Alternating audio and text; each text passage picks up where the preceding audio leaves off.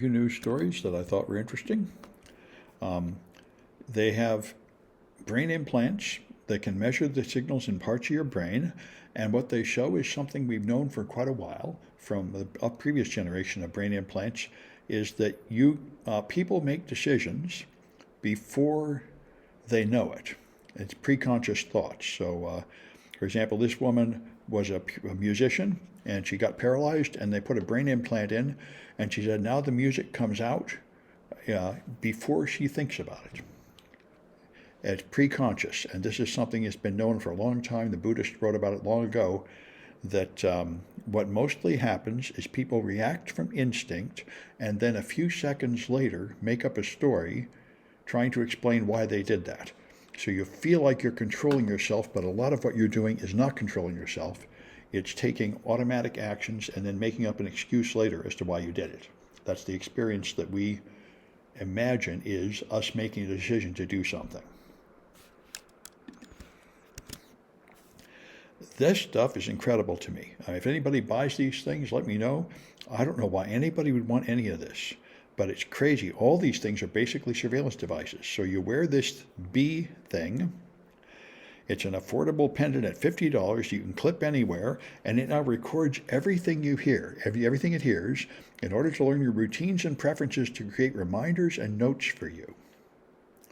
And these all seem to work like this. So you can wear this thing, they'll record everything you hear and feed it into an AI of some kind, presumably on the internet.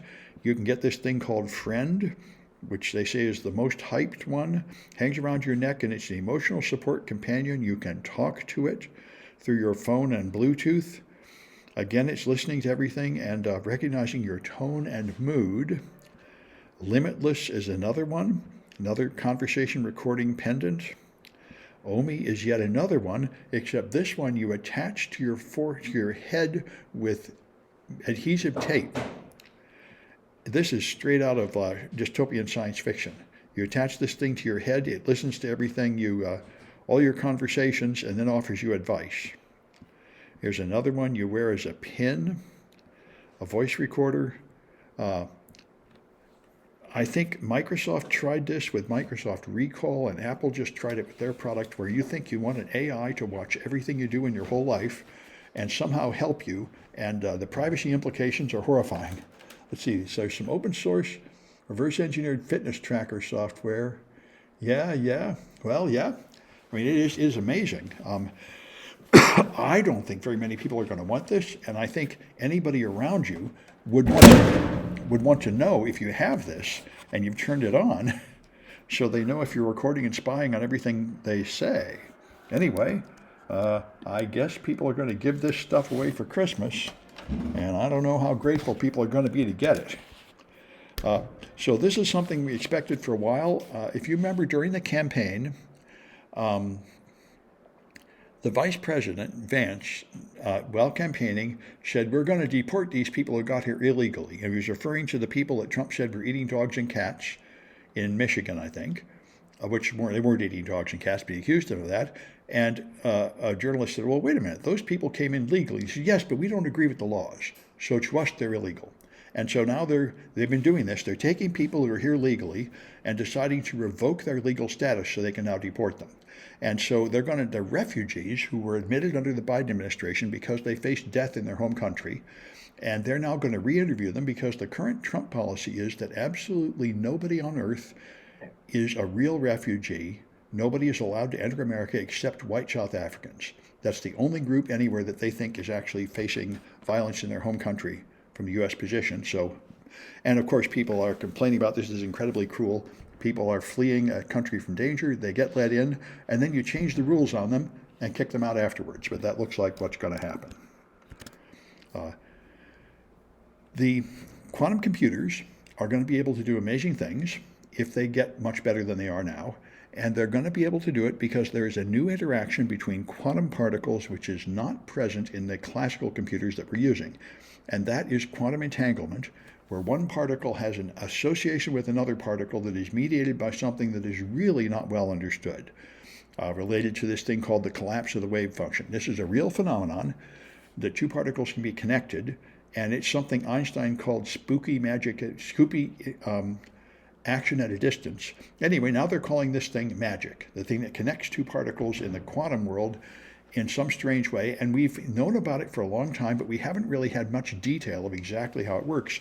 And now they're using the Large Hadron Collider to learn a lot more about it, because the Large Hadron Collider creates top quark pairs, which are entangled, which immediately decay into other particles you can easily measure.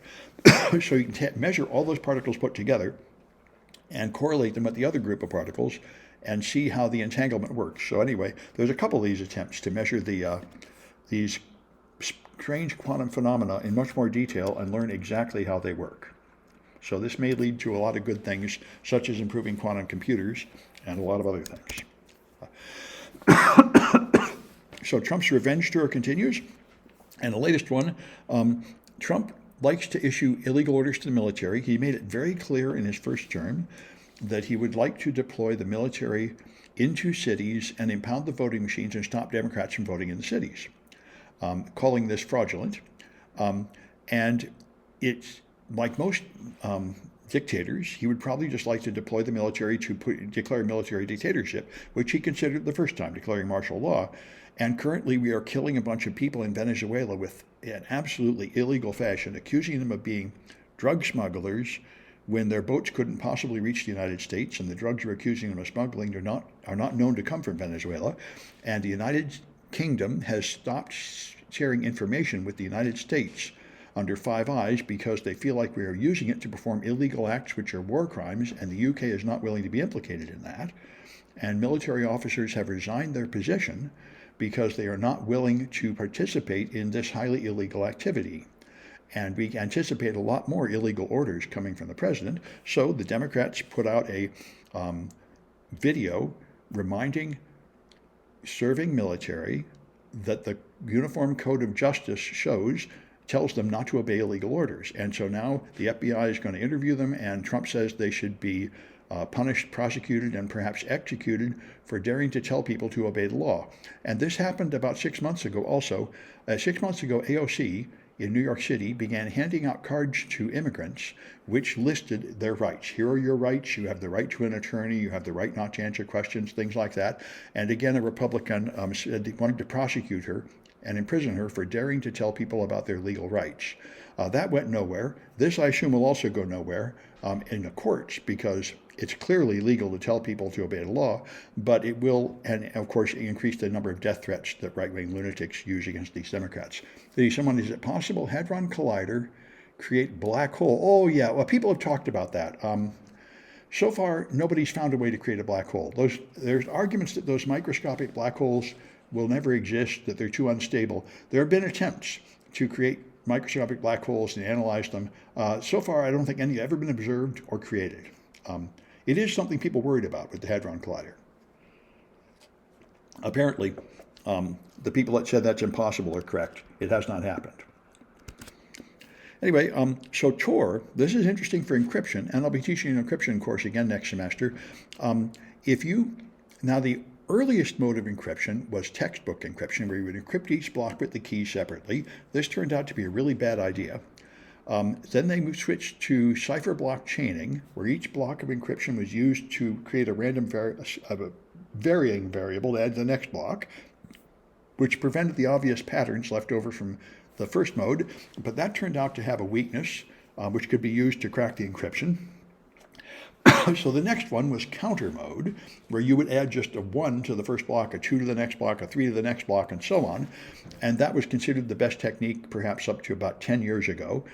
And then they discovered that it would be better to use a sort of pseudo-random number generator, some kind of Galois function, to create pseudo-random numbers to add to each block to make them all different. And that's what Tor is switching to. Tor was using counter mode, which has a flaw that if you measure the encryption of a few packets, you can predict something about the encryption of future packets. So they're switching to a new, more this Galois onion relay mode, which will more thoroughly randomize conversations and make it harder to deduce anything about them from the outside. I see Joe Jurt says, what do you mean entanglement? Does this mean the Heisenberg uncertainty principle? It is all related. The Heisenberg uncertainty principle shows that you cannot measure certain properties with high precision. about particles. It means particles are not really in a defined place or moving with a defined speed. That is an illusion. We get a counter, like I say, counter mode is where you, counter mode is when you encrypt something in counter mode. Here, let me just bring this up. Now, I won't do it now because it'd take too long. But counter mode is just, the question is, how do you make each block of encryption different? So that even if the input data is identical, you don't want the output block of encrypted data to be identical. You have to add something that changes to each block. And the system has been, how do you determine that thing that changes? And the earliest method was cipher block chaining, which turned out to be a really bad idea. The next technique was counter mode, which is much better, but still has a flaw. And the latest one is this Galois mode, which is currently considered the best and strongest. So AES with Galois nonces is the current most standard, most secure way to encrypt things. And that's what Tor is moving to. So let me stop this recording.